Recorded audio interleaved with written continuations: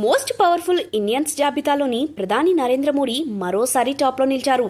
Indian express రూపొందించిన most powerful 100 Indians in 2025లో ప్రధాని first ప్లేస్లో నిలిచారు. జవహర్ లాల్ నెహ్రూ తర్వాత చారిత్రాత్మకంగా మూడోసారి కేంద్రంలో ప్రధానిగా పగ్గాలు చేపట్టడం తన పట్ల ప్రజాదరణ తగ్గకుండా చేసిందని ఈ నివేదిక పేర్కొన్నది. రెండో స్థానంలో అమిత్ షా, మూడో స్థానంలో కేంద్ర మంత్రి జైశంకర్, నాలుగో స్థానంలో ఆర్ఎస్ఎస్ చీఫ్ మోహన్ భగవత్ నిలవగా లోక్సభలో ప్రతిపక్ష నాయకుడు రాహుల్ గాంధీ 9వ స్థానంలో నిలిచారు. తెలుగు రాష్ట్రాల నుంచి Telangana CM Revanth Reddy, AP CM Chandrababu Naidu, AP deputy CM Pawan Kalyan, Tollywood star Allu Arjun మినహా మిగతా తెలుగు వారెవ్వరికీ చోటు దక్కలేదు. ఇండియన్ ఎక్స్ప్రెస్ పవర్ లిస్ట్ 2025లో ఆంధ్రప్రదేశ్ ముఖ్యమంత్రి చంద్రబాబు టాప్ 15లో చోటు దక్కించుకున్నారు. ఐ100 జాబితాలో ఏపీ సీఎం చంద్రబాబు 14వ స్థానంలో నిలిచారు. దక్షిణాది నుంచి మెరుగైన ర్యాంక్ సాధించారు. గత ఏడాది 2024 సార్వత్రిక ఎన్నికల్లో టీడీపీ, బీజేపీ, జనసేన కూటమి ఘన విజయం సాధించింది. ఆ చారిత్రక విజయం సాధించడంతో చంద్రబాబు దేశంలోని తొలి 15 మంది శక్తిమంతుల జాబితాలో అవకాశం దక్కించుకున్నారు. మరోవైపు కేంద్రంలోని ఎన్డీఏ ప్రభుత్వానికి సైతం చంద్రబాబు మద్దతు ఎంతో అవసరం. అటు ఏపీ సీఎంగా బాధ్యతలు నిర్వర్తిస్తున్న చంద్రబాబు ఇటు కేంద్రంలోని మోదీ ప్రభుత్వం ఏర్పాటులో కీలక పాత్ర పోషించడంతో టీడీపీ అధినేతకు కీలక స్థానం వరించింది.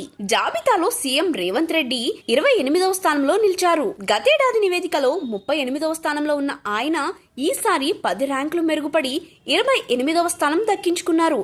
2021లో టీపీసీసీ చీఫ్గా నియమితులైన తర్వాత పార్టీలోని అసంతృప్తిని ఎదుర్కోవడంతో పాటు వర్గపోరుతో కూడిన కాంగ్రెస్ పార్టీని 2023 అసెంబ్లీ ఎన్నికల్లో అద్భుతంగా విజయం వైపు నడిపించారని ఈ నివేదిక పేర్కొన్నది. కేసీఆర్ నేతృత్వంలోని బీఆర్ఎస్ ను ఓడించి ఆ పార్టీకి షాక్ ఇచ్చారు. కాంగ్రెస్ పార్టీలో రేవంత్ రెడ్డి బయట వ్యక్తి అని కనిపించినప్పటికీ ఆ విమర్శలన్నింటినీ దాటుకుని పార్టీని విజయం తీరం వైపు నడిపినట్లు ఈ రిపోర్ట్ తెలిపింది.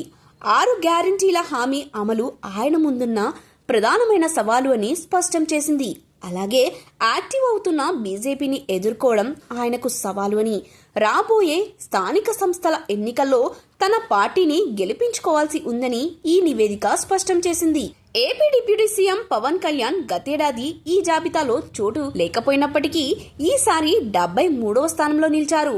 అయితే సినీ నటుడు అయినప్పటికీ పవన్ పవర్ లిస్ట్ లో చేరడానికి కారణం ఆయన రాజకీయ ఎత్తుగడ, తెలుగుదేశం పార్టీ మరియు దాని అధినేత చంద్రబాబు నాయుడుతో కలిసి కూటమి ఏర్పాటు కోసం బీజేపీతో చర్చలు జరపడం, చివరికి ఆయనను ఆంధ్రప్రదేశ్ డిప్యూటీ సీఎం పదవికి చేర్చడం, గతసారి గెలిచిన 1 సీటుకు భిన్నంగా ఆయన పార్టీకి 21 సీట్లు గెలుచుకోవడం.